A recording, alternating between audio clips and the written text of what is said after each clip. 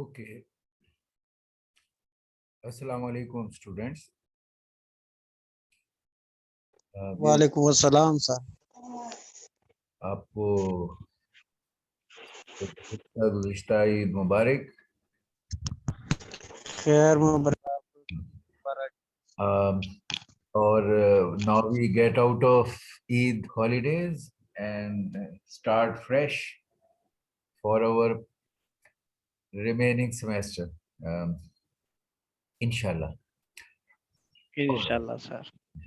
um, क्योंकि काफ़ी दिन बीच में गैप आ गया है, तो today we have our lecture number 15. But just to connect you with what we were doing before we proceeded for the leave holidays, I will go over very quickly of last lecture which we discussed is 13 and 14. Okay. क्योंकि ये उसी का हिस्सा है जो अब हम 15 में आज करेंगे।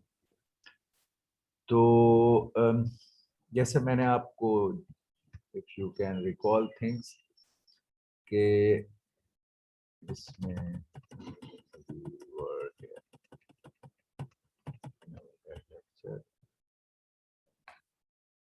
our contents till this stage were part of our exam, and this was the material which was post exam material, uh, which was not included in the exam, but it was covered in our last lecture, and that was programming multi-core symmetric multiprocessor.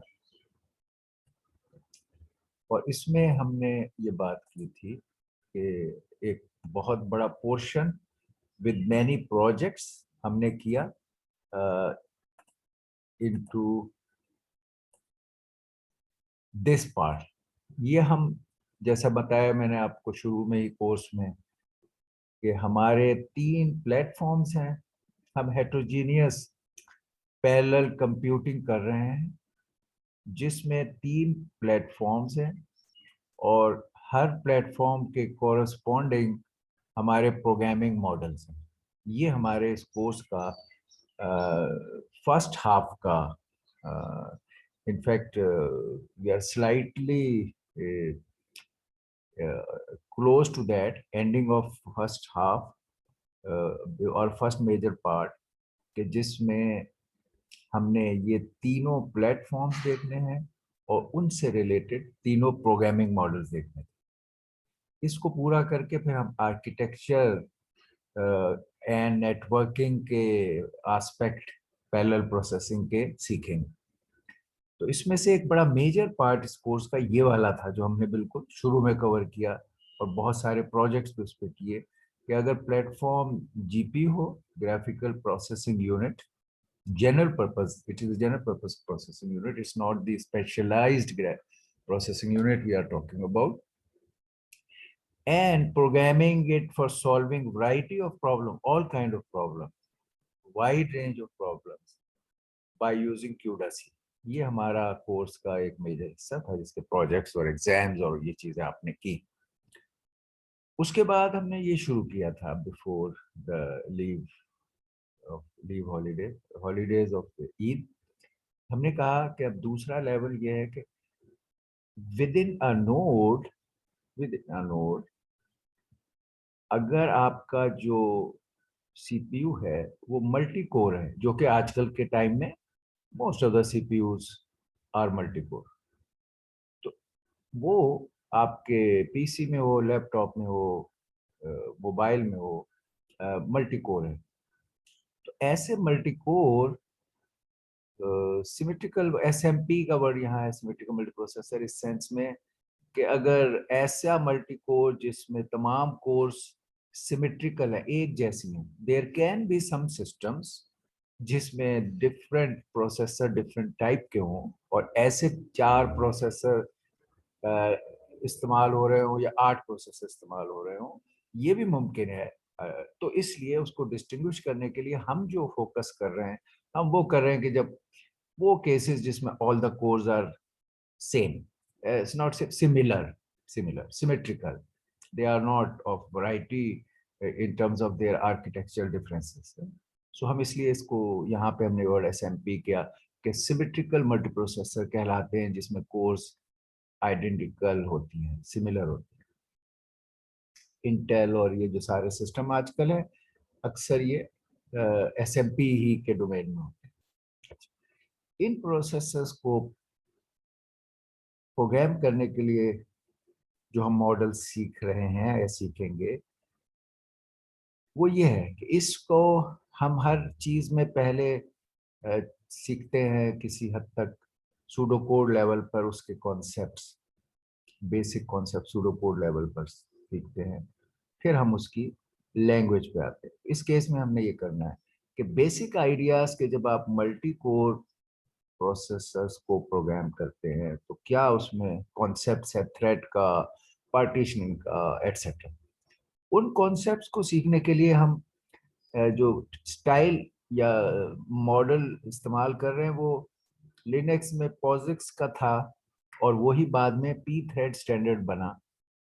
उसको generally अपना reference रखते हुए, अगरचे हम pseudo code की शक्ल में लिख रहे हैं, हम उसकी बारीक सिंटेक्स की इश्यूज को नहीं एड्रेस कर रहे, क्योंकि हमने बाद में फिर main programming high level language use करके ओपन एमपी में करना है, तो हम उस पर लैंग्वेज सिंटेक्स पे ज्यादा टाइम नहीं डालना चाहते। हम ये चाहते हैं कि जो बेसिक आइडियाज हैं कि थ्रेड्स कैसे जनरेट होते हैं, सस्पेंड होते हैं, टर्मिनेट होते हैं, ये आइडियाज हम समझ लें। मगर generally main words and concepts are from this POSIX and P thread, जो हमने कवर किया है, जिसको हम अभी क्विकली ओवरव्यू करेंगे। But now will start working in detail on OpenMP for programming such systems, which is a high level language. Okay, so going over this part in as we did in the last time, we do that very quickly. Okay, तो ये वो हमने बात की थी कि P thread या POSIX level की सूडो कोड प्रोग्रामिंग हम सीखी हमने, और जिसमें मेजर बातें जो थी, नॉवेल और मेजर बातें, वो ये थी कि एक फोर्क ज्वाइन टाइप चीज है कि जब आप एक प्रोग्राम से मेन थ्रेड से चल रहे होते हैं और आपका कोई प्रॉब्लम ऐसा है कि आप बहुत सारे कोर्स पे वो डिस्ट्रीब्यूट करना चाहते हैं, तो फिर आप फोर्क करते हैं अपने इस थ्रेड से एक और उस पर, या एक और उस पर, या मे बी 3 पर, 4 पर, जितने भी आपके पास कोर्स हैं और जिन पे आप पैरेलल में उस प्रॉब्लम को रन करना चाहते हैं, you make forks. Forks means के you generate each independent thread, in fact asynchronous independent threads for each core, ठीक। And they are the thick threads. ये मैंने आपको बताया था कि जीपीयू भी था कि सीपीयू जो था अपना main thread, sometimes problem data parallel थी और हमने वो डायरेक्टली जीपीयू को भेज दी। यानी अगर इवन एक थ्रेड चल रहा था और जो nature of thing I, may be कोई इमेज आया, डेटा पैरेलल प्रॉब्लम आया, जीपीयू डेटा पैरेलल के लिए जिसमें कंट्रोल के थ्रेड की ज्यादा ताकत नहीं चाहिए, लेकिन तादाद डेटा की पैरेलल में बहुत ज्यादा होती है, तो वो मसला इमेज लाइक थिंग वो हम जीपीयू के हवाले करते हैं। उसमें फायदा ज्यादा हम गेन नहीं कर सकते कि अगर 4 पावरफुल थ्रेड्स हम या 8 थ्रेड्स इस्तेमाल करें, वो हम डेटा पैरेलल इशू जीपीयू के हवाले करते हैं। लेकिन अगर आपका प्रॉब्लम, या आपके पास रिसोर्स खाली है कि मल्टी कोर है, या आपका प्रॉब्लम, आपका जीपीयू भी था मगर आपका प्रॉब्लम ऐसा है जो कंट्रोल हैवी है, you need a thick powerful thread to do some job maybe, or you have only multi-core system, whatever reason, you will go for generating many threads in parallel, and they work on the problem in parallel, and at some synchronization point those threads may join together and work। तो ये fork और join हमने सीखा। इसी तरह एक मामला जो हमें वहां पर भी फेस किया था हमने जब जीपीयू को सीखा था, और वो था कि जब कई थ्रेड्स किसी एक कॉमन मेमोरी लोकेशन पर किसी प्रॉब्लम को सॉल्व करने के लिए एक ही मेमोरी लोकेशन को मॉडिफाई करना चाहते हैं, उसमें राइट करना चाहते हैं एक। अगर बहुत सारे थ्रेड्स डिफरेंट मेमोरी लोकेशन पर लिख रहे थे तो देयर वाज नो प्रॉब्लम। ये बात हमें अच्छी तरह समझना चाहिए कि पैरेलल में जो थ्रेड्स हैं, अगर वो पैरेलल में काम करते हैं और डिफरेंट मेमोरी लोकेशंस पे लिखते हैं तो there is absolutely no problem. जिस तरह हमने जब ऐड अरे का काम किया तो उस वक्त भी there were thousands of threads which were trying to add those elements of two arrays in parallel and storing the result of some of those elements in a third array। ए और B के elements add हो रहे थे और सी में हम डाल रहे थे। अच्छा, अब सी जो था वो एक पैरेलल, वो एक अरे था, तो सब थ्रेड अपनी अपनी लोकेशन पर सम को लिख रहे थे। There was a separate memory position C1 C2 C4 3 C4 C5 for thread 1 thread 2 thread 3 thread 4। हर थ्रेड एक सेपरेट मेमोरी लोकेशन पे सम ऑफ इट्स एलिमेंट्स को लिख रहा था। अगर ऐसा सिचुएशन हो तो there is absolutely no problem, absolutely no problem. उसमें हमें कोई एटॉमिक या लॉक अनलॉक और ऐसा कुछ नहीं करना पड़ता, even in GPU, and same is true for multi courses, फिर कोई मसला नहीं होता। लेकिन अगर बहुत सारे थ्रेड्स पैरेलल में किसी एक मेमोरी लोकेशन को लिखना या मॉडिफाई करना चाह रहे थे, then there was a serious problem. Like ये सारे थ्रेड्स किसी एक काउंटर को इंक्रीज करना चाहते हैं, ये सारे थ्रेड अपनी वैल्यू, कोई वैल्यू ऐड करना चाहते हैं in the same memory location. Let's say memory location could be a variable sum और एनी अदर वेरिएबल, जिसमें बहुत सारे थ्रेड एक ही लोकेशन पर लिखना चाहते हैं। जब वो काम होगा then there is a problem. फिर हम नहीं कहेंगे कि ऑलराइट सारे थ्रेड लिख लें, कोई बात नहीं। फिर जब ऐसा हो जाए तो फिर रेस कंडीशन पैदा होती है। और वो ये जो हमने देखी है कि अगर एक थ्रेड ने वो ले लिया, उस वेरिएबल को मॉडिफाई करने के लिए रीड कर लिया और उसी टाइम में दूसरा कोई थ्रेड भी रीड कर ले, तो हमने देखा था कि रिजल्ट गलत हो जाएगा। हम जो चाह रहे होते हैं कि हर थ्रेड कोई एडिशन करे या कोई एक्शन करे, तो वो फिर पैरेलल में जब रीड कर लेता है तो वो एरर हो जाती है और उसको रेस कंडीशन कहते हैं। और उस कंडीशन का हल जब हम जीपीयू भी कर रहे थे तो हमने बताया था आपको कि लॉक अनलॉक एक तरीका है, जो वहां भी बाज लोग अब उसके लाइब्रेरी में अगर वो डाल देते हैं ये वाला तो इस्तेमाल होता है, उसमें प्रोविजन है क्यूडासी में। लेकिन वहां पर हमारे लिए ज्यादा कन्वीनियंट और एक आसान चीज जो हर जगह सी वगैरह में भी होती है, दूसरी जगहों पे भी होती है, एटॉमिक, यानी लॉक अनलॉक की बजाय आप एटॉमिक ऐड या एटॉमिक मैक्स या एटॉमिक मिन इस्तेमाल करें। वो ये काम करता है कि आप उसमें वो वेरिएबल मेंशन कर दें अगर, तो सारे थ्रेड जब उसमें पैरेलल में आएंगे तो वो बारी बारी उनको मैनेज करेगा। एटॉमिक जैसे लॉक अनलॉक भी यही काम करता है कि वो हर एक को, किसी एक ने लॉक कर लिया तो उस पर वो रोक देता है मामले को, दूसरे को नहीं एंटर होने देता। और जब वो उसको सम कर दे या मॉडिफाई कर दे तो फिर उससे अनलॉक करता है, फिर दूसरा आता है। तो लॉक अनलॉक या एटॉमिक इंस्ट्रक्शन ये काम करते हैं जब एक ही मेमोरी लोकेशन में बहुत सारे थ्रेड साइमल्टेनियसली को मॉडिफिकेशन करना चाहें।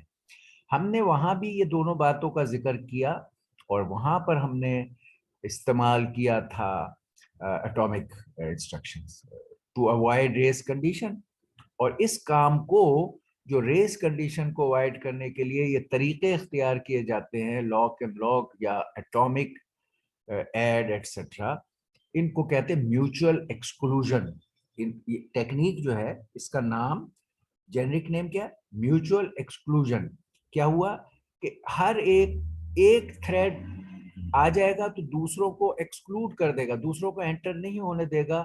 वो उस रिसोर्स को अपने लिए रिजर्व रखेगा जब तक कि वो उसको यूटिलाइज ना कर ले, और फिर वो उसको जब छोड़ता है तो दूसरा आता है। तो इस एक्टिविटी को म्यूचुअल एक्सक्लूजन कहते हैं। इसके जरिए से हम रेस कंडीशन वाले मसाइल को हल करते हैं। हमने जीपीयू में भी ये चीज देखी और हल की, और यही काम यहाँ भी हमने देखा और इसमें हमारी प्रेफरेंस लॉक ऑन लॉक की ज्यादा रही।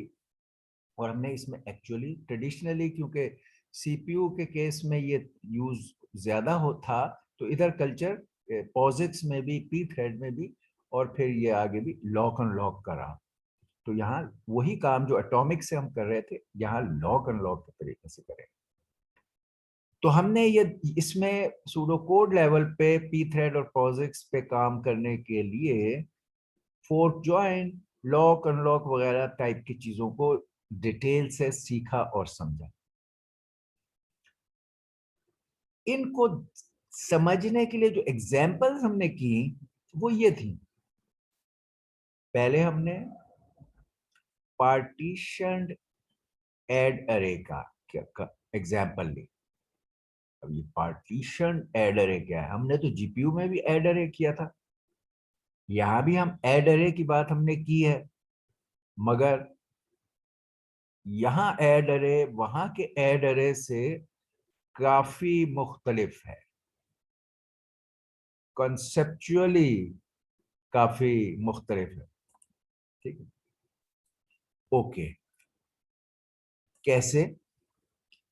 वहां पर हमारे पास जो थ्रेड्स थे, जीपीयू में जो थ्रेड्स थे, डेटा पैरेलल थ्रेड्स, जो बहुत वो थिन थ्रेड्स थे मगर उनकी तादाद बहुत थी। तो हम वहां अप्रोच ये कर रहे थे, वहां भी हम इन अ वे थ्योरेटिकली प्रॉब्लम को पार्टीशन करते थे, मगर वो पार्टीशनिंग इतने लोएस्ट लेवल तक कर सकते थे हम कि हमें वो इतना नजर नहीं आया पार्टीशनिंग का। वहां हमने जिक्र किया कि बाज़ दफा आपको प्रॉब्लम पार्टीशन करना पड़ता है, लेकिन वहां इतना विजिबल इसलिए नहीं हुआ कि अगर आपका अरे था लेट्स से 1000 एलिमेंट्स का ए, 1000 एलिमेंट्स का बी, और आपने उनको ऐड किया और 1000 एलिमेंट्स के सी में डाला, तो क्योंकि हमारे पास थ्रेड्स 1000 हो सकते थे, तो हमने ये किया कि हमने 1000 थ्रेड्स लिए, उन हर एक ने अपना इंडेक्स इस्तेमाल किया और अपने पेयर को ऐड करके रिजल्ट में डाल दिया।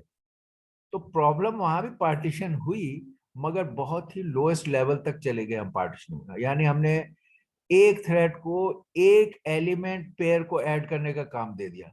Partitioning till the element level हो गई। 1000 thread partition into 1000 parts of one element pair. वहां भी हुई, अगर हम वर्ड पार्टीशन इस्तेमाल करें तो उधर भी हुई थी, but it was not very obvious, इसलिए कि वहां पार्टीशनिंग का लेवल इतना 1 to 1 तक चला गया था कि हमें पार्टीशन इतना डिटेल में देखना, सोचना या विजिबल नहीं हुआ। वहां भी मैंने जिक्र किया था कि अगर कोई प्रॉब्लम ऐसा आए कि आपके पास थ्रेड अवेलेबल कम है और प्रॉब्लम बड़ी है, तो एक तरीका वहां भी हमने कहा था ये कर सकते हैं कि हम थ्रेड को जो है वो प्रॉब्लम दें, और वन एलिमेंट की बजाय लेट से हमें हो सकता है हर थ्रेड को 4 एलिमेंट दे देते। फर्स्ट करो हमारे पास 100 एलिमेंट्स अवेलेबल, 100 थ्रेड अवेलेबल थे, और अरे हमारे पास 400 थ्रेड का होता, ऐसी सिचुएशन वहां आ सकती है या आती, फिर हम ये करते कि एक एक थ्रेड को कहते हर थ्रेड को 4 4 एलिमेंट दे दें, क्योंकि अब थ्रेड्स की तादाद कम है और एलिमेंट्स की तादाद ज्यादा है, तो हम कहते अरे को 400 एलिमेंट के अरे को 100 थ्रेड्स में बांटना है, तो हर थ्रेड को 4 एलिमेंट्स को लेट से ऐड करने या समथिंग जो भी कुछ करना है काम दे दें। वहां भी ये मुमकिन था और होता है और हो सकता है। अगरचे वो थ्रेड्स इतने पावरफुल नहीं होते, हम ज्यादातर बहुत ज्यादा कंट्रोल ओरिएंटेड काम को देना अवॉइड करते हैं, लेकिन अगर डाटा का साइज बड़ा है तो हम डाटा को डिस्ट्रीब्यूट करने का काम वहां भी करते हैं और कर सकते हैं। लेकिन इस केस में तो हमें तकरीबन हर प्रॉब्लम को इस टिपिकल पार्टीशन करके ही करना पड़ेगा। क्यों? अमूमन number of course will be very small, processors की तादाद या थ्रेड्स की तादाद वहां देखें, वहां थाउजेंड्स ऑफ थ्रेड्स, 10,000 थ्रेड्स। यहाँ 4 कोर्स हैं तो 4 थ्रेड्स, 8 कोर है तो 8।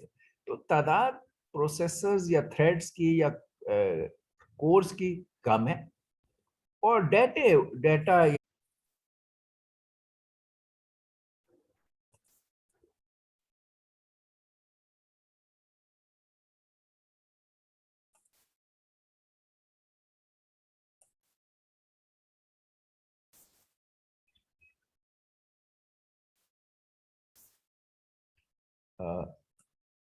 Students you know I just may be कि आप ईद ब्रेक में अगर भूल गए हो कि आपके लिए जरूरी है कि आप चैट पार्ट में अपनी अटेंडेंस जरूर एंटर किया कीजिए और भूलना आपने नहीं है। आप वहाँ नाम लिखेंगे और अपना रजिस्ट्रेशन नंबर लिखेंगे, क्योंकि जो सबमिट होती है हमारी अटेंडेंस हम वहाँ से पिक करते हैं बाद में और उनको सबमिट करते हैं रजिस्ट्रार ऑफिस में।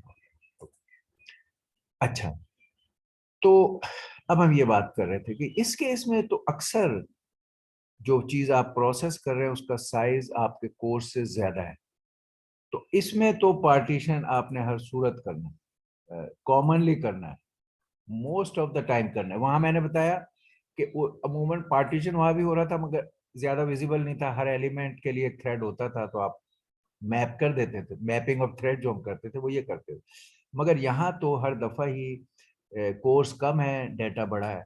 तो मैंने जैसे कहा कि अगर आपका अरे इवन 100, वहां तो हम थाउजेंड्स की बात कर रहे हैं, अगर 100 एलिमेंट का भी अरे है, एक अरे ए है जिसके 100 एलिमेंट्स है, और लेट से ए और आपने बी एक और है जो 100 एलिमेंट्स का है, और आपने ऐड करना है ये भी 100 एलिमेंट्स, और आपने ऐड करना है इनको सी उसमें डालना है, वो भी जाहिर 100 एलिमेंट का होगा। अच्छा, अब आपके पास क्वाड कोर सिस्टम है, बहुत होगा तो 8 कोर होगा, तो क्वाड कोर सिस्टम है। अब आपने ये काम करना है तो 4 थ्रेड्स हैं आपके, ज्यादा से ज्यादा जो इस काम को पैरेलल में कर सकते हैं। तो आप अगर थ्रेड सिर्फ 4 है और ये पैरेलल में काम करने के लिए, तो आपको इसके हर सूरत 4 पार्टीशन बनाने पड़ेंगे आपको। ए सबके ही बल्कि ए से लेकर और सी तक ही इस केस में जो ऐड अरे में है वो चारों का सिलसिला बनेगा।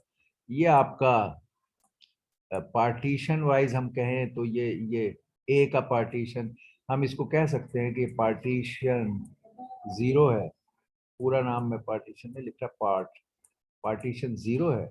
ये पार्टीशन 1 है, पार्टीशन 1, ये पार्टीशन 2 और ये पार्टीशन 3।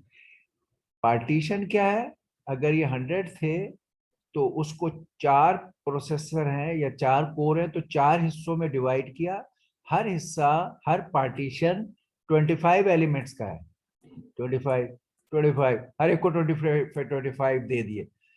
तो एक कोर अपने, अब ये सिक्वेंशियली एक लूप चलाएगी, हर कोर का थ्रेड इस केस में सिक्वेंशियल लूप चलाएगा ऑफ साइज 25। अपना जो डेटा का पार्टीशन है वो 25 है, एक फॉर लूप 25 का रन करेंगे और ए के और बी के एलिमेंट्स को लेगा अपने हिस्से में और सी में लेट से डाल देगा।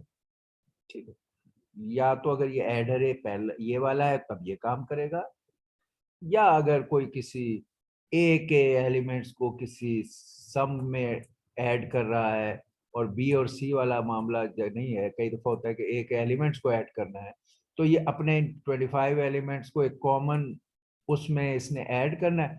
तो अब ये जो कर रहा है ये वाला काम जैसे हम कह रहे हैं तो फॉर लूप से सिक्वेंशियल कर रहा है।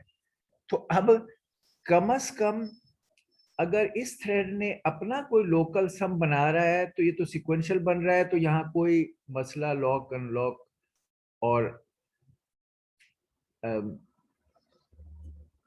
रेस कंडीशन का नहीं होगा अगर ये थ्रेड सिर्फ अपने इस लोकल में लिख रहा है, फिर तो नहीं होगा। इसी तरह ये अगर अपने लोकल सम में लिख रहा है कोई चीज और सिक्वेंशियल फॉर लूप से डाल रहा है तो फिर कोई मसला नहीं।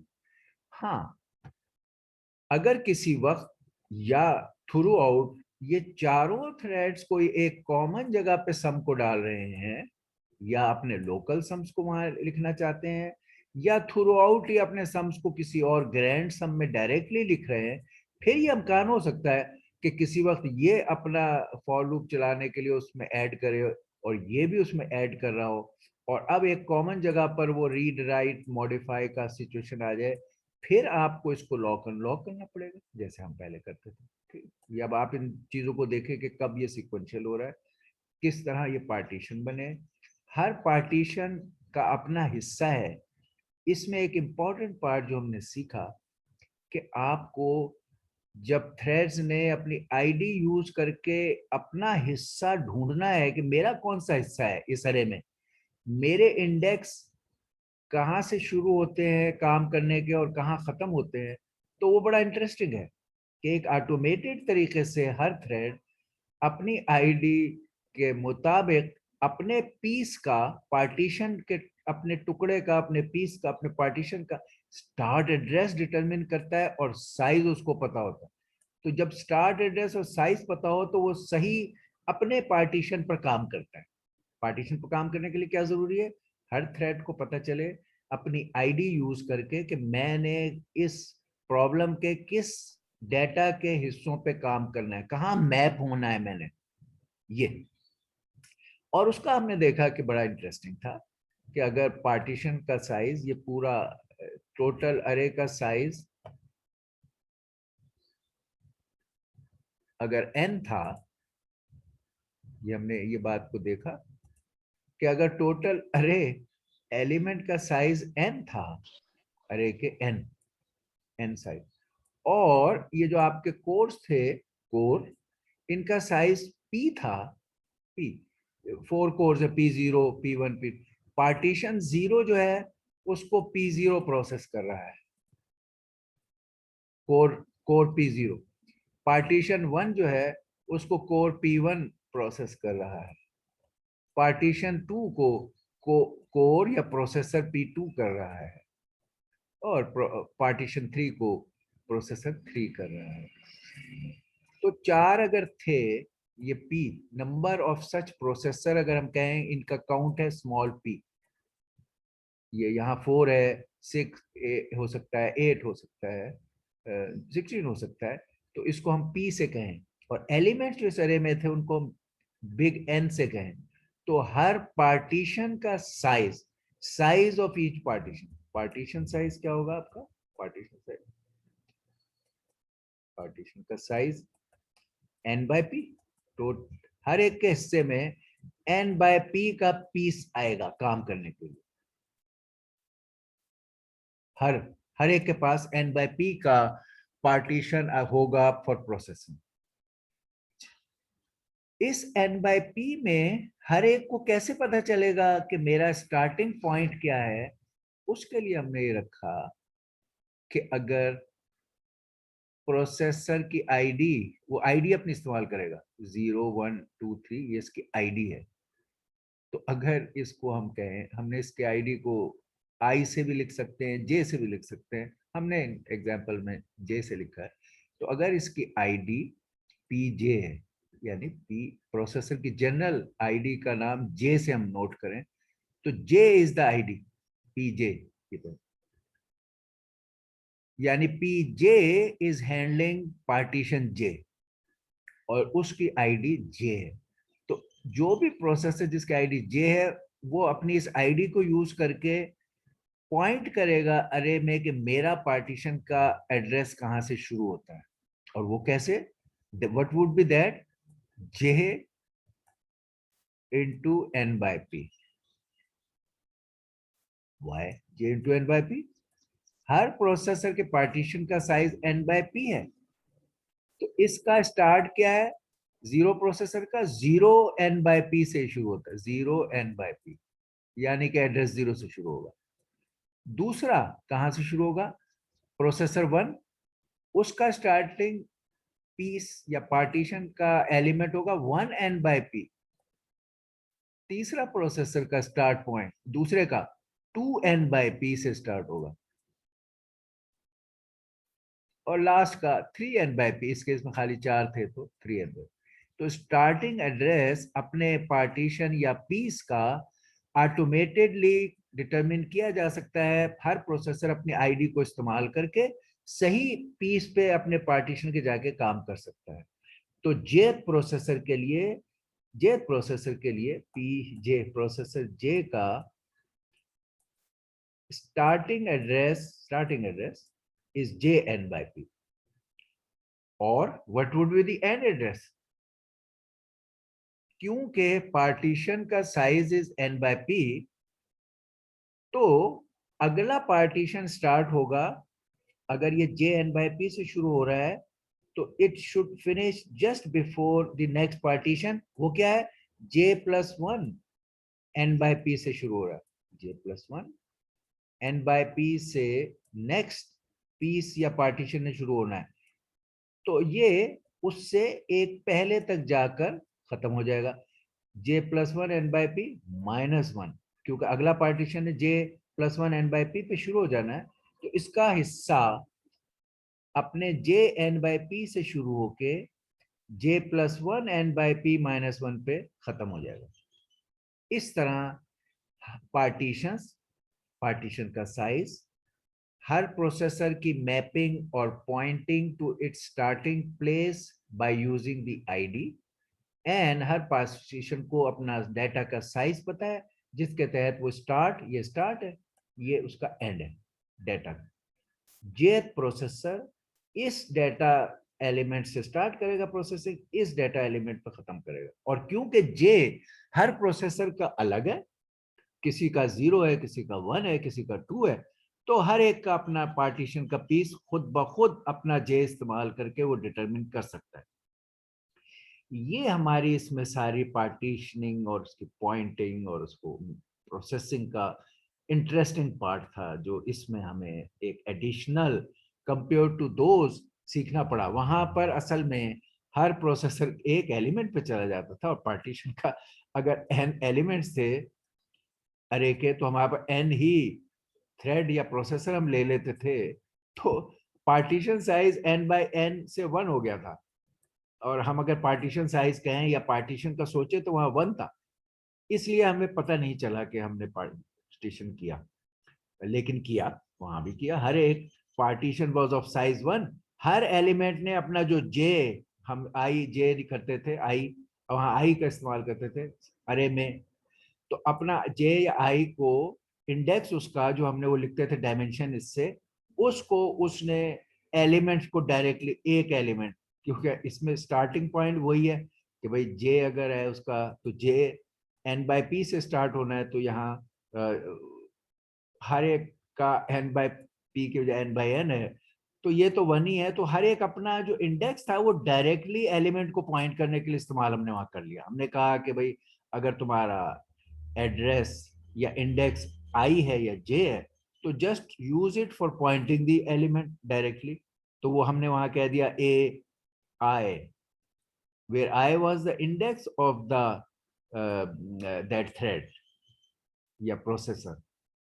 देख रहे हैं आप, ये बात और ये बात में सिमिलैरिटी है विद ए सटल डिफरेंस, कि यहाँ नंबर ऑफ प्रोसेसर लेस थे, तो यहाँ partition is not of 1 element but of n by p size, और वहाँ पार्टीशन आमतौर पे हमने 1 एलिमेंट का ले लिया। वहां भी ये मुमकिन जब होगा कि आपको इनफ थ्रेड्स अवेलेबल ना हो, तो वहां भी आप इसी तरह n by p कर सकते हैं और यूज करते हैं, और उसका वो जो पीस होगा पार्टीशन, वो आप सिक्वेंशियली फॉर लूप से प्रोसेस करोगे।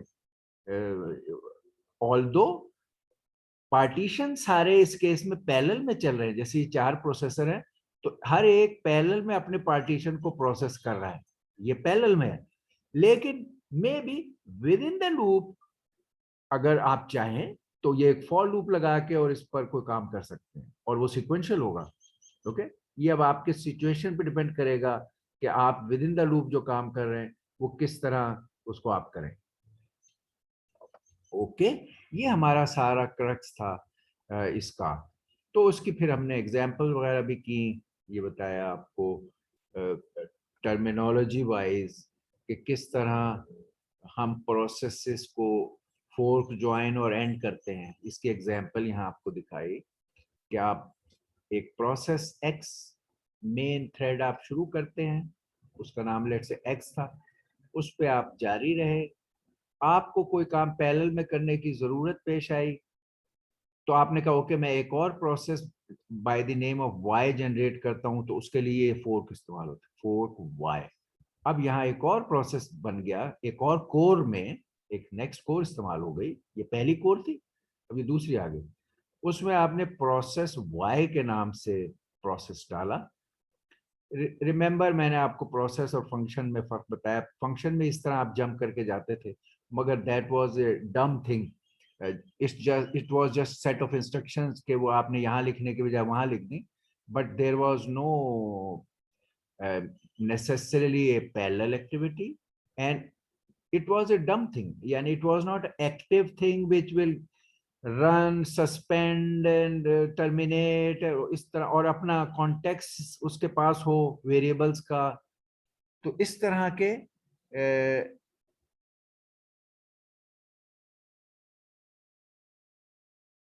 इस तरह के मसाइल उसमें हैं, यानी कि इसमें ये कैपेबिलिटी मौजूद होती प्रोसेस में, फंक्शन में नहीं होती। फंक्शन एक सेट ऑफ थिंग्स है जिसको आपने अलग लिख लिया, लेकिन उसमें खुद एक्टिव प्रोसेस वाली एबिलिटीज जिसमें आपके वेरिएबल का कॉन्टेक्स्ट, आपका फोर्क होना, ज्वाइन होना।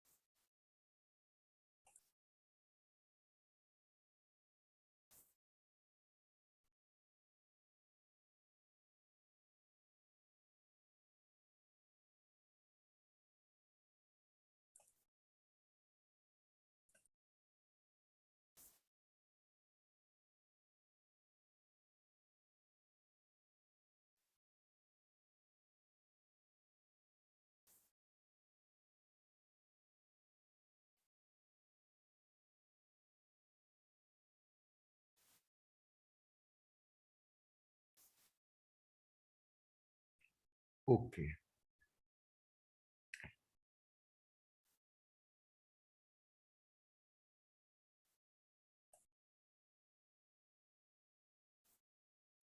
ऑलराइट। अच्छा, तो मैंने ये बताया कि एक तो ये आपको ख्याल रखना है हमेशा कि ये आपका प्रोसेस इज एक्टिव चीज है और फंक्शन एक डम चीज होती है। तो प्रोसेस इज डिफरेंट, के वो सस्पेंड होता है, जनरेट होता है, ज्वाइन होता है, एंड होता है, इस तरह की चीजें। तो एक तो दूसरे, अभी हम जिस चीज पे थे कि प्रोसेस का क्या फोर्क ज्वाइन वगैरह क्या चीज है, तो वो बताया एक प्रोसेस चल रहा है, ये मेन प्रोसेस शुरू में चलता है। इसका फिर एक फोर्क की एक्टिविटी आ जाती है। आपको स्लाइड भी नजर आ रही है और आवाज भी ठीक आ रही है? जी सर। ओके, अच्छा। तो आपने ये एक फोर्क किया, एक और कोर को दे दिया, इसका नाम प्रोसेस वाई रखा। अब पैरेलल में दो प्रोसेस चल रहे हैं, maybe on two different cores. अगरचे थ्योरेटिकली पास्ट में ये था कि वो प्रोसेस किसी एक सीपीयू भी वो मैनेज कर रहा होता था by the management of the process, मगर उससे पैरेललिज्म का बेनिफिट इतना नहीं मिल पाता था जितना अगर आप हर प्रोसेस को अलग कोर पे या अलग सीपीयू पे डालें। तो अब जो पैरेलल प्रोसेसिंग का कॉन्सेप्ट है उसमें वो ये है कि आप हर प्रोसेस को अलग प्रोसेसर पर डालते हैं ताकि आप एक ही प्रोसेस को शेयर ना कर रहे हो और उससे आपको स्लोनेस ना आए। तो ये आपने फोर्क किया, एक और कोर पे दूसरा प्रोसेस वाई डाला, वो वहां पैरेलल में चल रहा है। ये पहला प्रोसेस एक्स वाला अलग कोर में चल रहा है, ये दोनों पैरेलल में चले। लेट्स से डुअल कोर था तो दो प्रोसेस पैरेलल में चले, और फिर इन्होंने एंड में कोई ये वाले प्रोसेस, अगर इन दोनों ने किसी स्टेज पे सिंक्रोनाइजेशन करनी, अब ये एसिंक्रोनसली चल रहे होते हैं, ये अपना इंडिपेंडेंट चल रहा है, नो नीड के ये क्या कर रहा है और किस स्टेप पर है ना, इसका ये नहीं है कि अब आप अरे ऐड कर रहे हैं और इसका अपना फॉर लूप है, अपना फॉर लूप है, तो ये कोई सिंक्रोनाइज्ड होंगे। ये वो एग्जांपल है कि एसिंक्रोनसली दो प्रोसेस चल रहे हैं। हो सकता है ये अभी अपने पीस के थर्ड एलिमेंट पर हो और ये फिफ्थ पर हो एक, या ये कुछ और काम कर रहा हो, ये अरे पे काम ही ना कर रहा हो, ये किसी और चीज पे काम कर रहा हो, या ये अरे को ऐड कर रहा हो और ये अरे के एलिमेंट्स को मल्टीप्लाई कर रहा हो। तो अब ये आपस में एसिंक्रोनसली ये काम कर रहे हैं, जनरली एसिंक्रोनसली पैरेलल काम हो रहा है। हाउएवर एट सम पॉइंट्स उनके आपस में कोई सिंक्रोनाइजेशन की नीड आ सकती है, but that is a very selective. आप अगर हर स्टेप पे करेंगे तो फिर बड़ा स्लो डाउन हो जाएगा प्रोसेस, और प्रॉब्लम में बी वेरी डिफरेंट, तो वो तो बहुत ही मामला गड़बड़ है। लेकिन आप जब एसिंक्रोनसली भी काम करते हैं तो कोई ना कोई पॉइंट्स पे आपकी कोई आपस में सिंक्रोनाइजेशन की सिलेक्टिवली जरूरत पड़ जाती है। मसलन ये अपने पार्टीशन को इंडिपेंडेंटली सॉल्व कर रहा है, ऐड कर रहा है, ये अपने को कर रहा है, दोनों को कोई ताल्लुक नहीं है, या ये मल्टीप्लाई कर रहा है ऐड कर, मगर एंड में किसी जगह ये इसका सम, अब इसको देकर इसके सम में ऐड करना है टू मेक ए ग्रैंड सम। अब वो टाइम है कि आपस में अब ये सिंक्रोनाइज करें। तो सिंक्रोनाइज करने का ये तरीका है कि जितनों प्रोसेसेस ने सिंक्रोनाइज करना है वो ज्वाइन इंस्ट्रक्शन फॉर एक कॉमन ज्वाइन इंस्ट्रक्शन सारे वो अपने कोड में डालते हैं। उस ज्वाइन इंस्ट्रक्शन पर जो भी नाम लिया गया है उसका नाम ज्वाइन का रखा गया है। इस केस में ज्वाइन वाई रखा क्योंकि वाई ने ज्वाइन होना, तो या इसने भी ज्वाइन वाई, इसने भी ज्वाइन वाई का। इस पॉइंट पे अगर ये पहले पहुंच गया ये रुक जाएगा, अगर ये इस जगह पहले पहुंचा तो ये वेट करेगा कि भाई दूसरा भी, ये सिंक्रोनाइजेशन है। ठीक, तो जब ये दोनों ज्वाइन वाई पे पहुंच जाएंगे तब यहां पर आगे प्रोसीड होगा कि इस ये ज्वाइन होके फिनिश हो गया, यानी इसमें ज्वाइन हो गया और ये अपना मेन प्रोसेस दोबारा एक्स जारी हो गया, एक थ्रेड फिर रह गया। यहाँ पैरेलल में दोनों ने काम किया था और फिर एंड में अब जो एक्स रह गया था उसको आप अगर टर्मिनेट या फिनिश करना चाहें तो आप कह दें एंड एक्स। ये हमारा main concept for fork join और एंड था थ्रेड्स का, जो हमने सीखा है, ये हमने पिछली उसमें बात की थी लास्ट लेक्चर में, और यही वो कॉन्सेप्ट है जो पॉजिक्स और पी थ्रेड इस्तेमाल करते हैं। POSIX was this parallel threads handling in Linux, और उसी को फिर बाद में जब स्टैंडर्ड डिफाइन हुआ तो पी थ्रेड स्टैंडर्ड ने उसी को मोस्ट ऑफ द कॉन्सेप्ट उसी के अडॉप्ट किए। तो इसलिए हम कह सकते हैं कि आप इन दोनों के अप्रोच के बारे में यहाँ आप सीख रहे हैं, सीखा है। ओके, अच्छा, ये जब हमने किया, अब हमने दो बातें थी, एक फोर्क ज्वाइन वो हमने देख ली।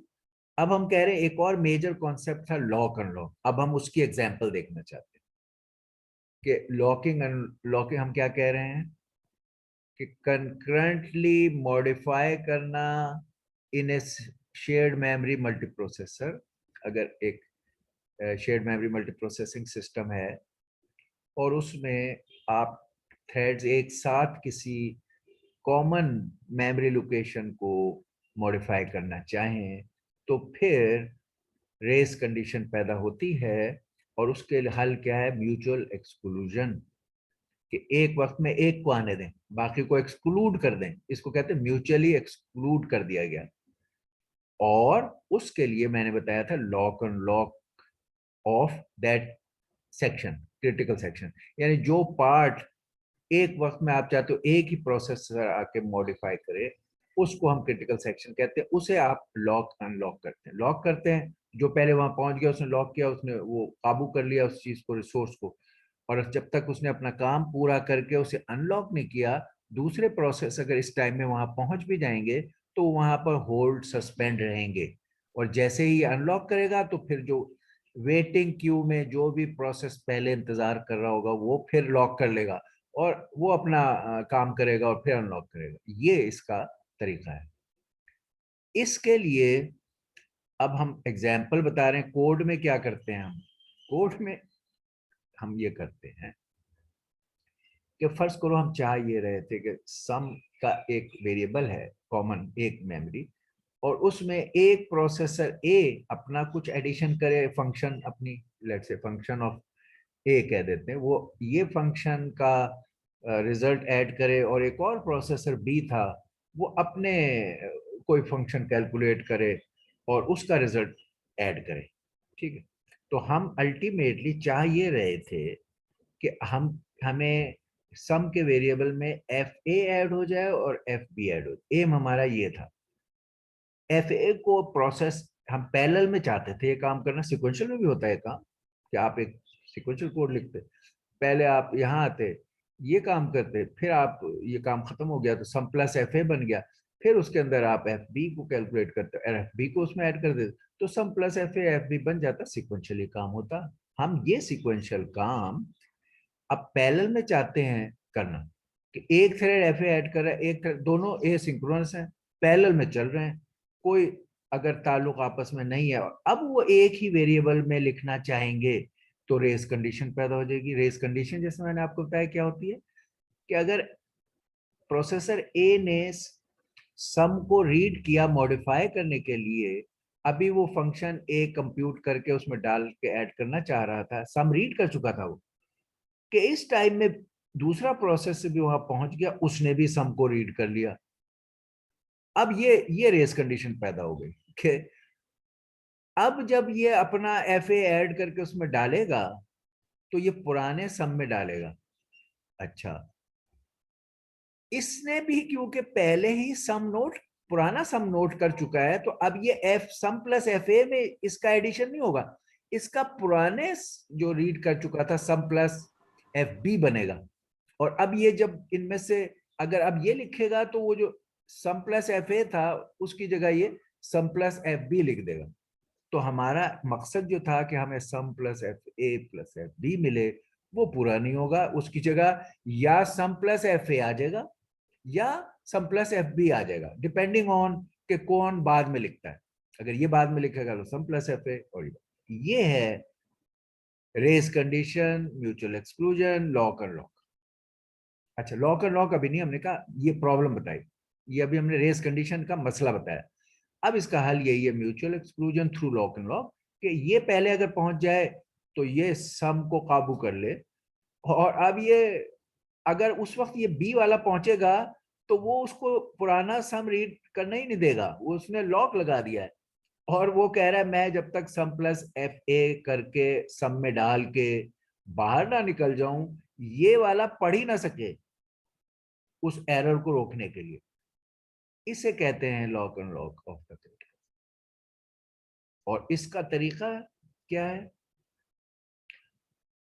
अब इसमें मैंने आपको बताया था कि इंपॉर्टेंट बात यह है कि ऐसा नहीं है कि आपको यार ये तो बड़ी जबरदस्त चीज हो गई कि अगर दो प्रोसेसर काम कर रहे हैं तो हमें जब भी कोई खतरा, जब भी हम चाहें हम लॉक अनलॉक डाल दें, कोई खतरा ही पैदा नहीं होगा। यानी ये गड़बड़, म्यूचुअल एक्सक्लूजन से बचने के लिए हम जनरली लॉक अनलॉक डाल दें, वो हमें नहीं करना और नहीं करना चाहिए। क्यों? कि लॉक एंड लॉक जबकि इस मामले को तो मैनेज कर लेता है कि किसी एक लोकेशन पर जब आपने मॉडिफाई करना हो तो उसको मैनेज करता है, वो बाकियों को रोकता है उस काम को सही करने के लिए। लेकिन इससे आपकी स्पीड तो खराब होगी कि जब ये वाला प्रोसेस आया ऐड करने, इसको रोक दिया उसने कि भाई ये अपना काम पहले करे फिर ये तुम जाना, तो ये एक किस्म की स्पीड में रुकावट का बाइस भी बन रहा है, स्लो करने में काम बन रहा है, वरना ये अपना ऐड करके उसमें जा सकता था। इसलिए हमने लॉक अनलॉक वाली बात को बड़ा फ्रीली इस्तेमाल नहीं करते रहना कि हम क्या यार चलो एहतियातन लॉक अनलॉक ही डाल दो। आपने पूरा अरे के दो पार्टीशन बनाए और उन पार्टीशंस को आपने ऐड करना है, तो आपको यार चलो जब पूरे अरे का सारा ऐड का काम ये भी लॉक में करे और ये भी लॉक में करे तो क्या होगा, ये शुरू से ही अपने पार्टीशन में काम करने के लिए सारे दूसरे प्रोसेसर को रोक देगा और आराम से सिक्वेंशियली अपना ऐड करेगा पूरा पार्टीशन, और जब अनलॉक करेगा तो फिर दूसरा प्रोसेसर शुरू होगा, वो अपना करेगा, वो तो फिर सिक्वेंशियल प्रोग्राम बन जाएगा। तो हमें लॉक अनलॉक बहुत लिबरली और फ्रीली नहीं इस्तेमाल करना कि यार चलो एहतियातन लगा दो, नहीं, बड़ा carefully, only where we clearly understand there is a race condition, only in a limited minimum possible way हमने उस रेस कंडीशन को खत्म करना, लॉक एंड लॉक लगा। जैसे इस केस में लेट से करे था और उसके दो हिस्से थे जो ऐड हुए थे, या दो फंक्शन ऐड होने थे। हमने लेट से वो अरे के दो पार्टीशन थे, आप उन्हें ऐड कर रहे थे। हमने ये नहीं करना कि पूरा ये पार्टीशन को लॉक में डाल दें, पूरा नहीं। हमने कहा ये अपना पैरेलल में अपने हिस्से को, अरे के पार्टीशन को ऐड करे। फॉर लूप लगा हुआ है, ये अपने हिस्से को ऐड कर रहा है पैरेलल में। इसका भी फॉर लूप लगा हुआ है, ये अपने हिस्से को ऐड कर रहा है। यानी ये अपने अपने फॉर लूप तो वो चल रहे हैं सिक्वेंशियल, मगर आपस में ये पैरेलल में चल रहे हैं। इन पे कोई एक दूसरे पे पाबंदी नहीं है, क्योंकि ये अलग अलग फॉर लूप्स पे काम कर रहे हैं, अलग अलग डेटा पे काम कर रहे हैं, कोई मसला नहीं है, हम नहीं उस पर पाबंदी लगाएंगे। हाँ, जब ये लेट से अपने अलग अलग डेटा पे काम करते हुए एक लोकल सम ये बना रहा है और एक लोकल सम ये बना रहा है, अब जिस कभी टाइम में वो लोकल सम ग्रैंड सम में ऐड होगा, जैसे यहाँ कि ये ग्रैंड सम है, इसमें लेट से यहाँ को लोकल सम या एफ ए ये ऐड करना चाहता, add after making that local sum अब ऐड करना चाहता है। इसी तरह ये भी अपना लोकल सम बना चुका है पहले फॉर लूप में पैरेलल में चलते हुए, अब उसको इस सम में ऐड। अब ये सिचुएशन है कि एक कॉमन सम वेरिएबल में दोनों ने कुछ डालना है, मॉडिफाई करना। अब हमें ये पाबंदी लगा दी हमने कि लॉक सम काम करो और फिर अनलॉक सम, ये भी लॉक सम उस चीज का नाम जिसे लॉक कर रहे हैं, काम करो और अनलॉक करो। बहुत limited, only one addition of local sum to the grand sum पर आपने ये पाबंदी लगाई। ये पाबंदी किसी भी जगह आपके कोड में हो सकती है, जहां पर ये पाबंदी आएगी वहां जब ये वाला काम ये कर रहा होगा, उस वक्त अगर दूसरा कोई पैरेलल में आया इस वेरिएबल पर काम करने तो उसको रोकेगा। वरना अगर ये इवन ये वाले डिफरेंट टाइम में ग्रैंड सम के इंस्ट्रक्शन पे पहुंचते हैं तो कोई जरूरत ही नहीं पेश आएगी कि दूसरा थ्रेड रुके, क्योंकि जब भी अपने अपनी जगह वो आए वो अपना काम करके निकल गए।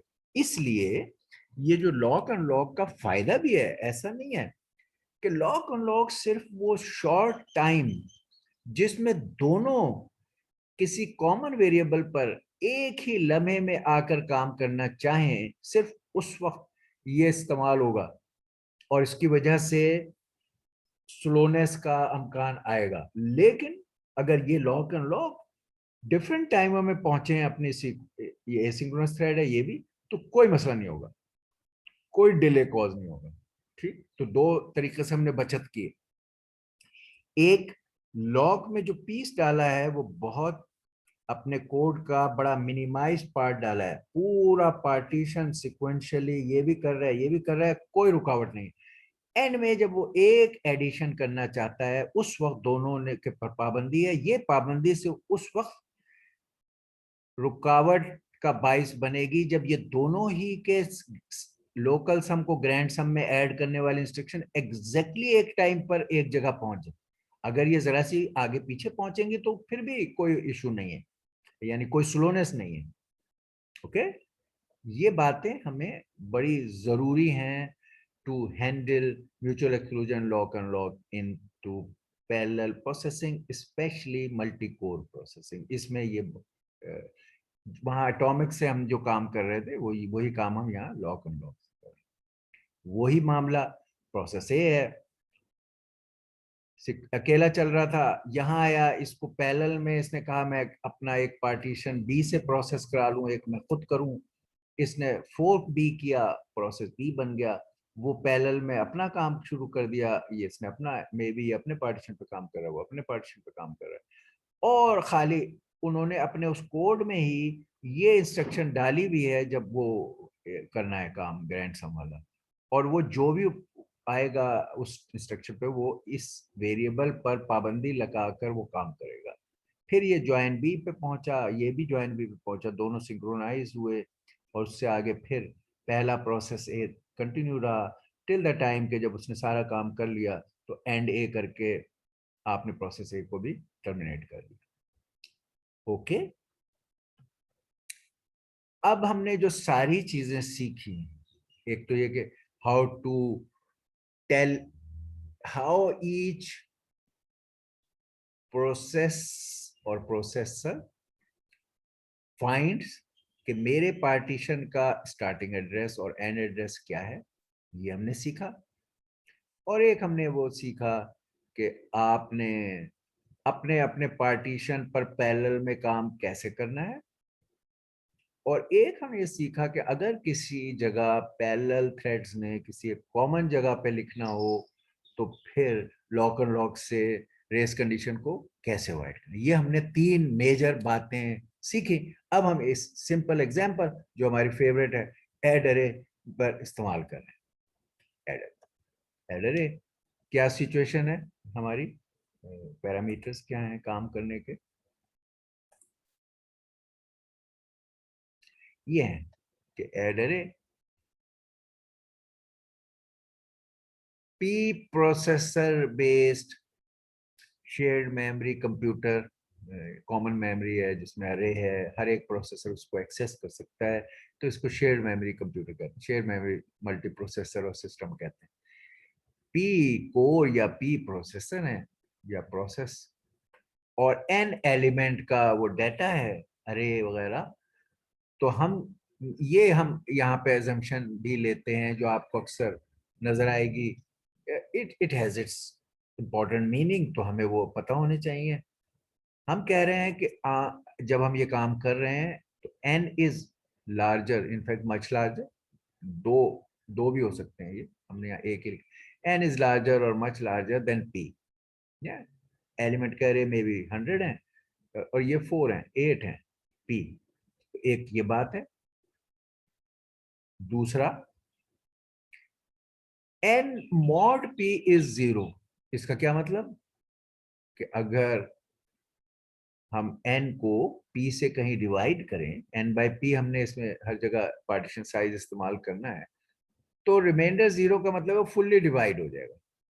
अगरचे अगर ये फुल्ली डिवाइड ना हो तो we can still write code which will work, इस पर पाबंदी नहीं है, मगर हमने उसका वो आसान वाला ऑप्शन रखा है कि यार ये हमेशा पूरा डिवाइड होगा, वरना हमें थोड़ा सा कोड ऐड करना पड़ेगा फॉर द लास्ट पार्टीशन जो फुल्ली इस्तेमाल नहीं होना है। तो हमने बताना है कि भाई ये वाला पार्टीशन आधा हिस्सा अरे का ऐड कर रहा है, करेगा, उसके लिए हमें एडिशनल कोड में बात कहनी पड़ेगी फॉर द लास्ट पार्टीशन, उसको अवॉइड करने के लिए, क्योंकि हमारा भी फोकस ये नहीं है कि हम उसको पर टाइम या एनर्जी खर्च करें।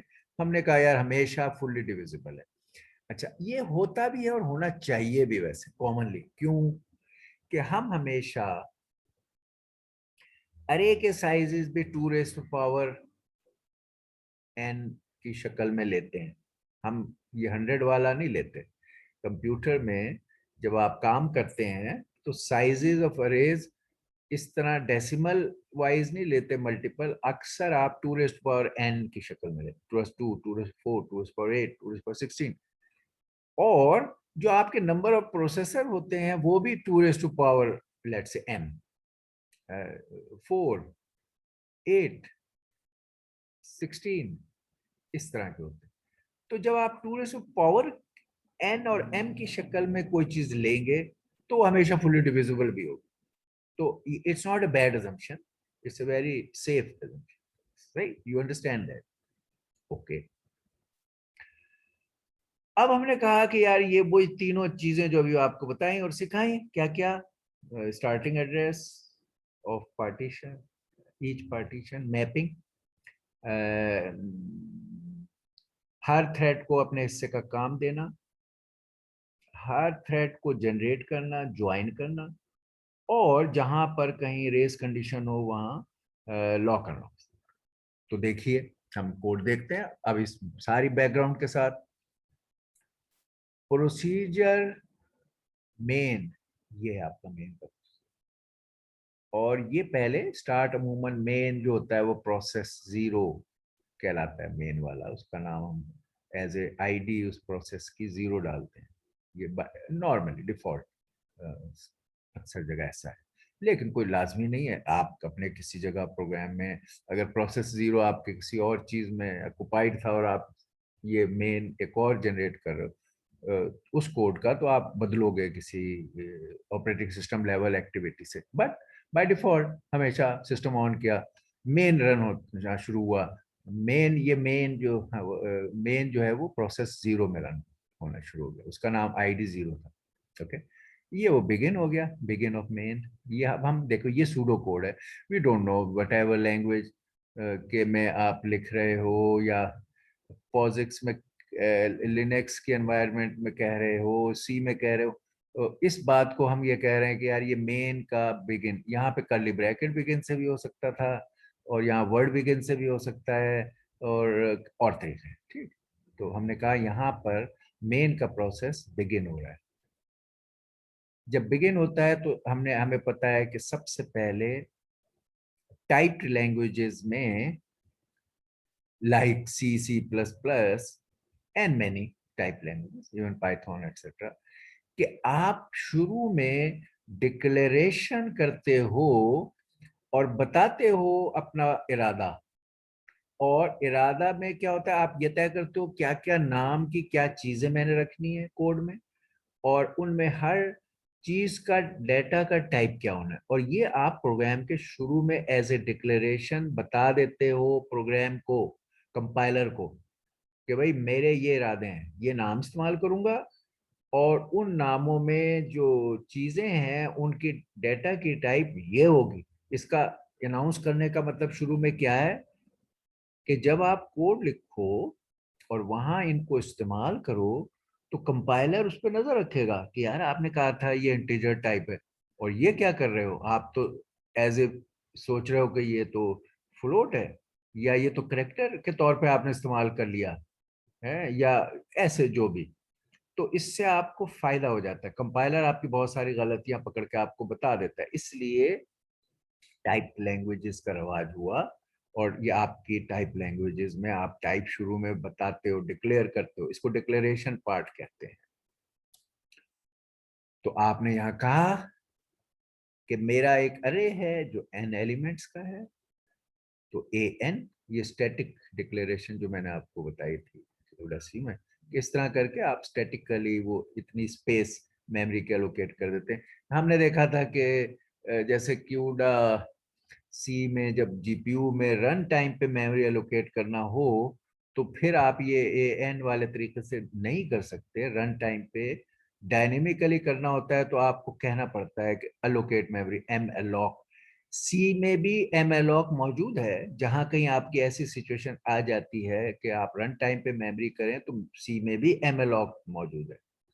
उसी का वेरिएशन क्यूडा सी में, क्यूडा एमलॉक जीपीयू के लिए मेमोरी एलोकेट करना रन टाइम पे, क्यूडा एमलॉक हम इस्तेमाल करते हैं, लाजमी है, क्योंकि वहां मेमोरी प्रोग्राम चल पड़ा है, होस्ट रन हो गया है और अब वो ये बातें कह रहा है, तो अब उसको लाजमी क्यूडा एमलॉक पर ही काम करना पड़ेगा इन जीपीयू।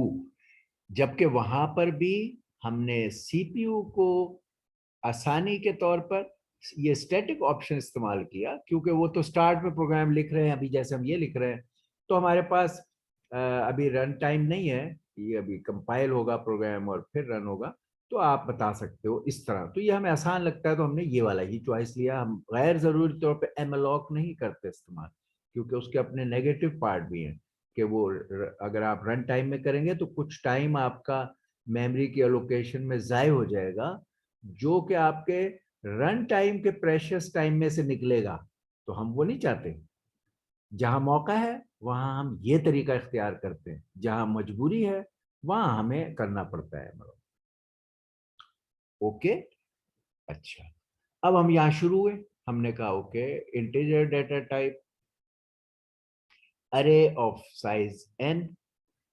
ये n आपको बाहर कहीं आप अगर डिफाइन किया हुआ है तो फिर ये an को समझेगा, आप ये बात समझ लें, वरना फिर या A100 आप लिखोगे, ठीक है। अच्छा, हमने प्रोग्राम में तय किया कि n is number of elements के लिए भी हम एक वेरिएबल अलग दे दें, क्योंकि वो वेरिएबल सेपरेट काम आएगा हमारे, तो हमने एक वेरिएबल भी डिफाइन किया n, कि इसको हमने यूज करना है। इसमें हम वो जो नंबर है n का वो इस्तेमाल करेंगे कि भाई कितने एलिमेंट्स। अगर हम वो करेंगे तो वो खुद ब खुद n को बाहर डिफाइन किया, ए एन लिखा, तो ये भी उसके साइज का हो गया, और वही n हम आगे भी इस्तेमाल कर लें, ये डिफाइन में जाएगा। p भी हम डिफाइन में डाल सकते हैं, ये दो एज ए कांस्टेंट डाल सकते हैं बाहर। तो n एक number of elements, p number of course और प्रोसेसर्स और प्रोसेसेस, सम, इनफैक्ट ये इसका नाम यहाँ सम रखा है, एक्चुअली ये है ग्रैंड सम। ये टॉप लेवल पे हमने स्टैटिकली ये सम का वेरिएबल है जिसका स्कोप ओवरऑल लेवल पर है, इसको डिफाइन सम किया, ये वेरिएबल है। एक्चुअली वर्किंग वाइज ये ग्रैंड सम है, यहाँ वर्ड ग्रैंड सम भी इस्तेमाल हो सकता था, मगर क्योंकि ये लॉक एंड लॉक्स हम कर रहे थे तो हमने कहा कि लेट्स यूज दैट। ओके, तो हमने ये सम और फिर पार्टीशन, एक और वेरिएबल हमने कहा यार बार बार n/p भी लिख सकते हैं, जो कि हम देखेंगे। उसकी जगह हम एक शॉर्ट नेम, एक वेरिएबल का नाम रख लें पार्टीशन, और इसको एक दफा ही n/p की वैल्यू कैलकुलेट कर इसमें डाल देंगे, और बार बार इसी नाम को इस्तेमाल। ये हमारे चॉइसेस होते हैं प्रोग्राम लिखने के, यहाँ हमने ये चॉइस किया। ये कमेंट्स बड़े इंपॉर्टेंट होते हैं, आपको अक्सर कहा जाएगा कि राइट रेलेवेंट इंपॉर्टेंट कमेंट्स, तो उनको लिखने का ये तरीका है कि आप टू द पॉइंट चीजें बता दें। जैसे हमने कहा कि n क्या है, ये नंबर ऑफ एलिमेंट्स है अरे a में, a भी पता चल गया और n भी पता चल गया। Partition on p processors, p भी पता चल गया, ठीक है। अच्छा, इनिशियलाइजेशन और user input of data for the अरे। अब ये कमेंट क्या है कि आपकी जो अरे है जो डिक्लेयर हुई थी, इसमें हमें कोई यूजफुल या रेलेवेंट या रिक्वायर्ड डेटा डालना है। जब ये आप इस स्टेज पर डिक्लेयर करते हैं तो ये तो आर्बिट्रेरी बस एक पॉइंटर उस साइज के टाइप के डेटा पर पॉइंट कर देता है, उस जगह जहां पर मैं अरे ने पढ़ना है। अच्छा, उसके अंदर रैंडम डाटा है, कोई पहले से कुछ है विच वी डोंट नो क्या टाइप का है किस साइज का है, वो डिफॉल्ट जो भी कुछ वहां है, और वो डाटा कोई ना हमें पता ना यूजफुल है। हमें तो किसी यूजफुल डाटा पे काम करना है, तो इस स्टेज पे शुरू में ही हम आपने देखा था क्यूडा सी में भी हम ये काम करते थे, वही काम हम यहाँ भी करेंगे, सिवाय इसके कब एनवायरनमेंट कोर वाली है उन्हें उसके हिसाब से करना है। मगर जो ये अरे है इसको इनिशियलाइज करना कई तरीके, एक है कि रैंडम नंबर जनरेटर से इनिशियलाइज कर दे, एक ये है कोई सिक्वेंशियल नंबर के आई को यूज करें, 1 2 3 4 5 6 जो भी पॉइंटर है वो डेटा डाल दें, और एक ये है कि आप यूजर से इनपुट लें, लूप एक चलाएं। लेट्स से अगर वो 10 एलिमेंट्स कर रहा था तो आप कहें okay you input 1 by 1 10 elements, you enter 10 element, तो आपने उसमें अपनी मर्जी के कोई भी 10 एलिमेंट्स एंटर कर दिए और उसने यूजर से ले लिए। तो इनिशियलाइजेशन ऑफ इनपुट जो भी है, अरे है, इमेज है, वेरिएबल है, वो यूजर से करना भी एक कॉमन तरीका है C++ और हर लैंग्वेज में जो आप यहाँ कर सकते हो। मगर हमने जैसे बताया कि ये इनिशियलाइजेशन यूजर इनपुट भी हो सकती है, ये रैंडम नंबर जनरेटर से भी हो सकती है, और ये आउटसाइड किसी पोर्ट से आप डाटा रीड कर रहे हो, किसी जगह आपने कोई पिक्चर ली है, इमेज है, और वो आपने पोर्ट अपने मोबाइल या कंप्यूटर के पोर्ट के थ्रू वो डाटा रीड इन कर लिया फ्रॉम आउटसाइड। आपने मे बी ब्लूटूथ कनेक्शन था और एक मोबाइल से दूसरे मोबाइल में वो डाटा ट्रेवल किया और आपने उधर से उस डाटा को कैप्चर करके फाइल से इसके अंदर फिल कर लिया। तो there can be, you must know in both case of GPU as well as this कि आपके डाटा के इस तरह वैरायटी ऑफ सोर्सेज होंगे and each needs its own handling. आपको वो समझ होनी चाहिए कि मैं डाटा को इनिशियलाइज कर रहा हूँ और मैं किस तरह कर रहा हूँ और उसका क्या तरीका है। अब ये यहाँ पर हमने शुरू किया कि यार आप सम को, जिसमें आपने अरे के एलिमेंट्स को ऐड करके डालना है, उसको आप इनिशियलाइज कर लो। ये सम, ये भी यहाँ डिक्लेयर था, इस पे कोई भी डाटा हो सकता था। तो आपने इसमें अकोमोलेट करना हो किसी चीज में तो शुरू में उसको जीरो करना चाहिए, ताकि जब उसमें चीजें आके ऐड होना शुरू हो तो वो जीरो से आगे ऐड हो। ये नहीं है कि उसमें पहले कोई डाटा 1520 था और आपने अपनी अरे उसमें ऐड करना शुरू कर दी तो आपका रिजल्ट एब्सर्ट हो जाएगा। इसलिए हमने सम इक्वल टू जीरो किया। ये वो बात मैंने बताई थी कि पार्टीशन हमने नाम रख के इसमें n डिवाइडेड बाय p जो कि डिफाइंड होंगे या यूजर से लिए जाएंगे या डिफाइन किए जाएंगे, जो भी सिचुएशन है वो आपने लिए थे और उनको डिवाइड करके पार्टीशन के साइज को, ये पार्टीशन का साइज है। Sometimes we will use the word partition size, sometimes we use the word partition. ठीक, ये पार्टीशन का साइज n/p। ये वो इंटरेस्टिंग पार्ट है जो हमने अभी बड़ी डिटेल से देखा और समझा, जो ये था कि how to partition the problem and tell each processor के your starting and end addresses are these.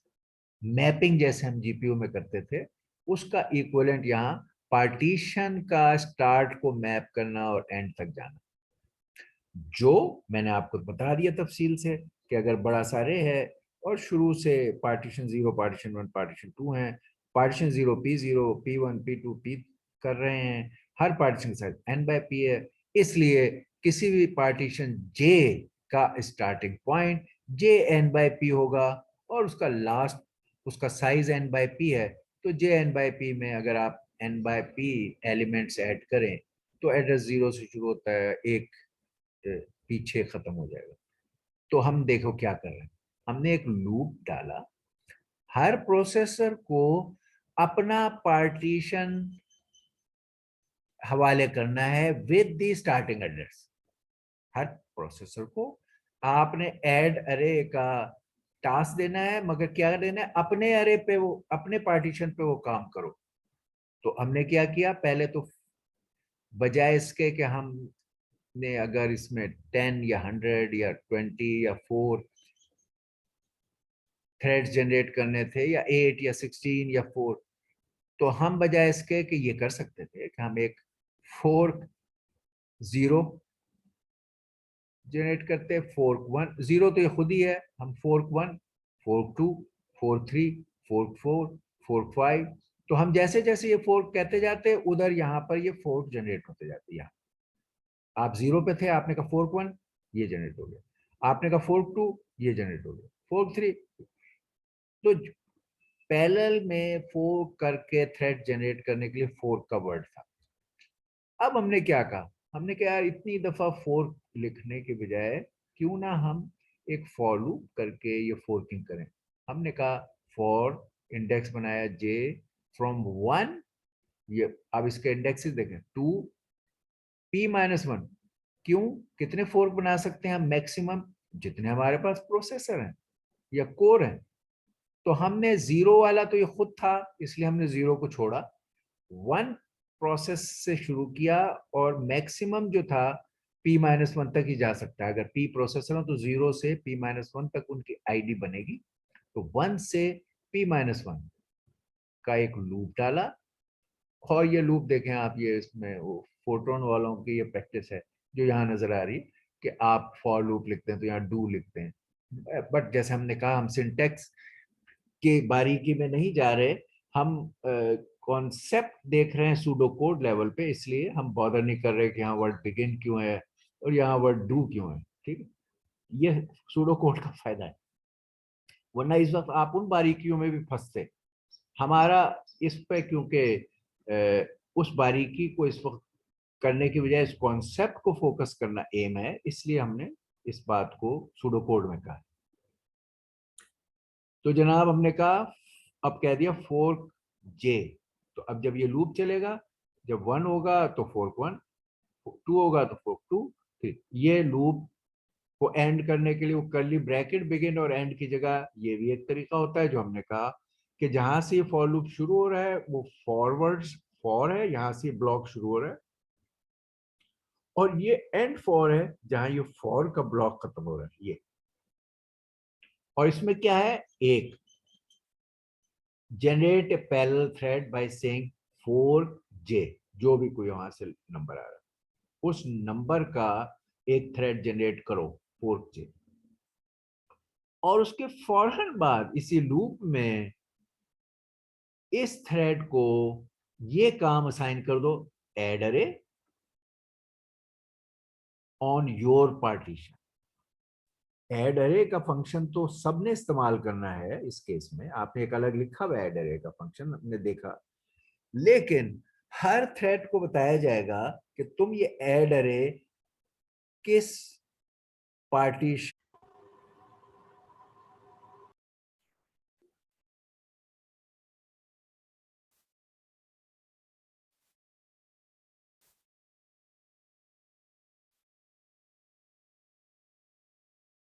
Okay, तो हम ऐड अरे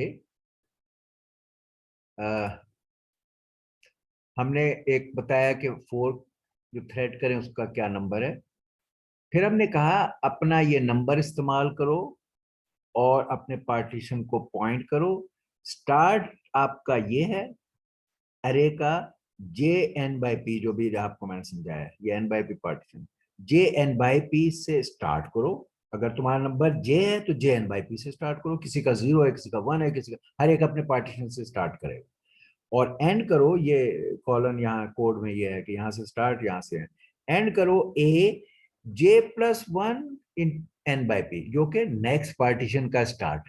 ठीक है, तो वहां से एक पहले -1, तो यहां से यहां तक का तुम्हारा पार्टीशन है। If your processor J, it is your partition जे।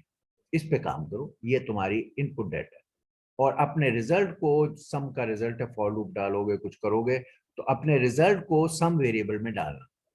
ये है creating a thread and assigning it a partition job, हर एक को दे दिया। अब ये वो वाला पार्ट था कि इसने अपना काम जो था पार्टीशन में ऐड अरे का, ये जो मेन प्रोसेस था, ये तो उसने हर प्रोसेस पे थ्रेड बनाए, उनको काम दिए। अब इसने कहा अच्छा भाई मैंने काम दे दिए, अपना हिस्सा मैंने सोचा था मैं खुद करूंगा, ये इसका फैसला है। यू मे डिसाइड कि मैं सारों को काम बांट के अपने उस वक्त नहीं करूंगा, कोई और काम करूंगा, या यू मे डिसाइड कि नहीं, जब दूसरों को काम दे दिया अपना पार्टीशन मैं खुद करूंगा, मैं ये हिस्सा नहीं देता, बांटता नहीं हूं इसको। ठीक है ना, अगर ये फैसला करता है कि इसको बांटना है, तो फिर एन बाय पी -1 होता, क्योंकि तादाद आपके प्रोसेसर की इस डेटा को करने के लिए p-1 होती, तो हर एक के पास n डिवाइड बाय p-1 का टास्क जाता। लेकिन इसने क्योंकि सोचा था मैं खुद अपना पार्टीशन करूंगा, तो इसलिए हर पार्टीशन से n बाय p रखा। और अब ये जैसे ही उनको काम दिया, अब ये अपने काम पे आ गया। Partition 0 is process by main processor p0। ऊपर क्या हुआ था, ईच प्रोसेस pj, जो कि 1 से लेकर p-1 तक है, is created and processed its partition number j in parallel। ये वर्ड्स का समझना, इन्हें यहां कमेंट करना और इनको इस्तेमाल करना आपके लिए हर स्टेज पे बहुत इंपॉर्टेंट और लाजमी होगा। ठीक, ये कमेंट्स भी, एन बाई पी क्या है, ईच पार्टीशन साइज, क्या हो रहा है, इनिशियलाइजेशन, ए एन क्या है, एन क्या है, पी क्या है, ये कमेंट्स मस्ट हैं। आपके समझने के लिए भी, और आपको हमें जब आप कभी सोल्यूशन दोगे उसके लिए। ओके, इसने अब कहा भाई मैं पार्टीशन 0 को मैं प्रोसेस करूंगा। अब आप मेन में दोबारा 0 पे आ गए हैं, वो काम उनको दे दिया है, वो पैरेलल में वो काम पे लग गए हैं। आप इधर निकले, आपने कहा मैं अपना थ्रेड जो चला रहा हूं उसमें अपना पार्टीशन करता हूं। इसने कहा ऐड अरे, ये पार्टीशन 0 है और ये अपना मेन प्रोसेस P0 इसे कर रहा है। तो इसने कहा ऐड अरे, इनपुट कहां से हो रही है, 0n/p, 0 से शुरू होगी, 0n/p का मतलब है 0, और फिनिश होगी 1n/p पे। तो एंड जो है वो n/p है, n/p -1 जो मैंने बताया। तो 0 से n/p -1 इसका काम है, ये भी सम में ही ऐड करेगा। ये हो गया। अब वो जो था कि हर एक यहां पर आके फिर ज्वाइन करेगा, ये हमने कर दिया, ये ज्वाइन करेंगे ये प्रोसेस किसी जगह, उसके लिए ये ज्वाइन की इंस्ट्रक्शन थी। तो हर एक P0 को एट हर प्रोसेस अपने नंबर के तहत P0 में हर एक के पास जो P0 जो मेन थ्रेड है वो हर एक को यहाँ ज्वाइन कराने के लिए अपनी इंस्ट्रक्शन डालेगा। Join 0, join 1, join 2, join 3। उस स्टेज पर वो प्रोसेस सिंक्रोनाइज होके इसके साथ ज्वाइन होगा। अगेन आपको बहुत से ज्वाइन डालने थे, ज्वाइन 0, 0 तो खुद है, ज्वाइन 1, ज्वाइन 2, ज्वाइन 3, ज्वाइन 4। उसके बजाय आपने कहा मैं एक लूप डालता हूँ, for j from 1 to p-1 join j। ये असल में इसे लिस्ट ऑफ ज्वाइंस, बारी बारी सारे यहाँ पे ज्वाइन हो गए सिंक्रोनाइजेशन के लिए, और ये एंड फॉर। ये जब ज्वाइन हुए तो आपका प्रॉब्लम कंप्लीट हो गया। और आपने अब कहा प्रिंट सम, वेरी स्ट्रेंज, ये क्या है, क्या ये पार्शियल सम आप कर रहे हैं या ग्रैंड सम जो आपको चाहिए था? आप तो चाह रहे थे सम में एंड में आप प्रिंट करो पूरे अरे का। अभी हमने इस सम को यहाँ मेंशन किया हर एक के लिए अपने पार्टीशन पे, तो हाउ कम ये सम पूरे अरे का है? ये सवाल आपको समझ में आ रहा है कि पार्टीशन का रिजल्ट है सम में या टोटल सम का रिजल्ट है? ओके, अगरचे ये पार्टीशन के सम में ये इस्तेमाल हुआ था, मगर इसके अंदर एक्चुअली ग्रैंड सम है जो आप प्रिंट कर रहे हो, फाइनल टोटल सम। क्यों? इसलिए कि जब आपने ये कॉल किया इस प्रोसीजर को ऐड अरे, वह हर एक से ऐड अरे हर एक को दिया था, हर एक को बताया था स्टार्ट, इनपुट क्या है ए का स्टार्ट और एंड, पी और एम यहाँ हमने यहाँ लिखे हैं। ये एक सब रूटीन है, तो हम कोई भी नाम इस्तेमाल कर सकते थे, तो हमने पी और एम इस्तेमाल किए स्टार्ट और एंड के लिए।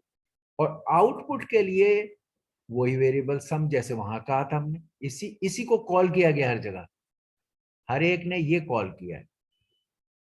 क्या हो रहा है, ये तो बिगिन। अच्छा, हर एक ने एक सम लोकल, ये असल में हर एक ने अपना एक local variable by the name of some local बनाया, उसको इनिशियलाइज टू 0 किया।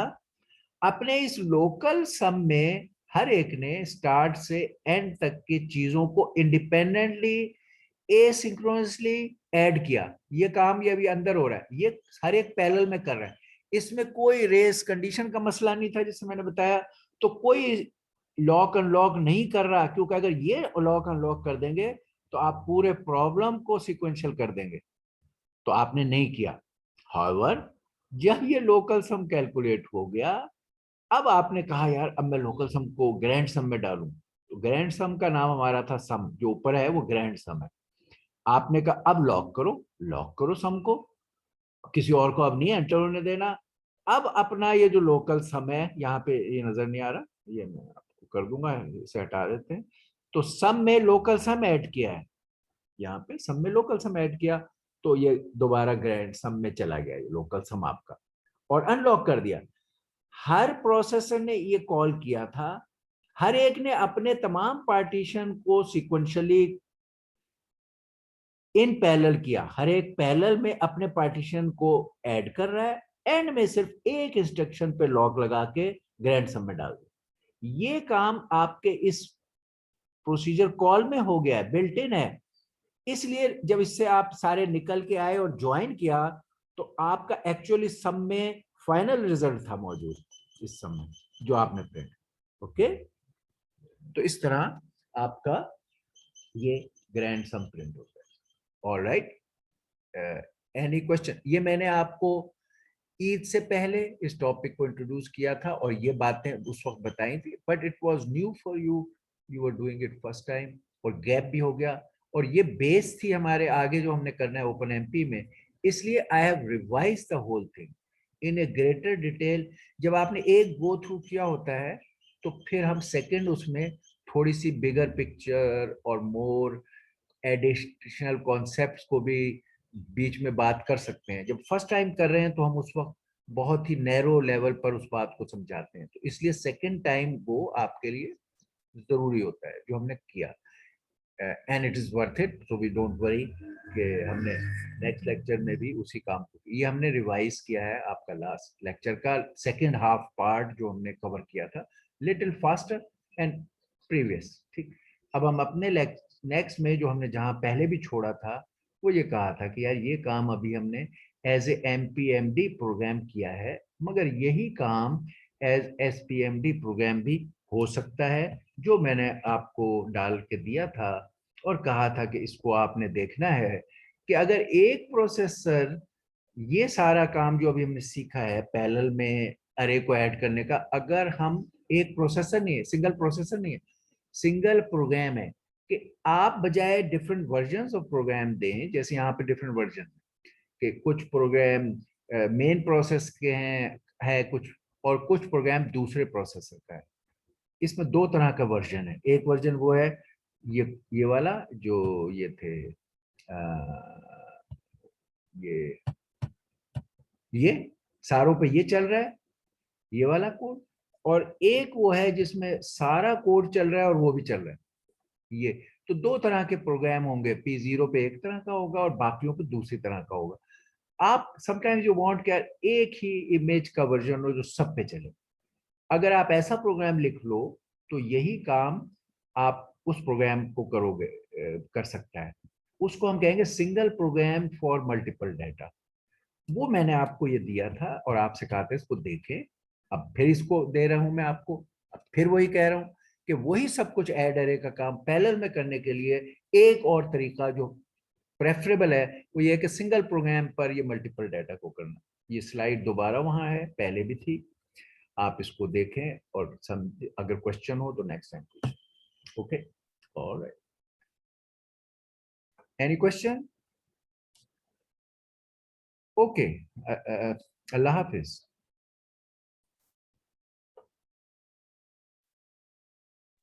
ओके सर, अल्लाह हाफिज।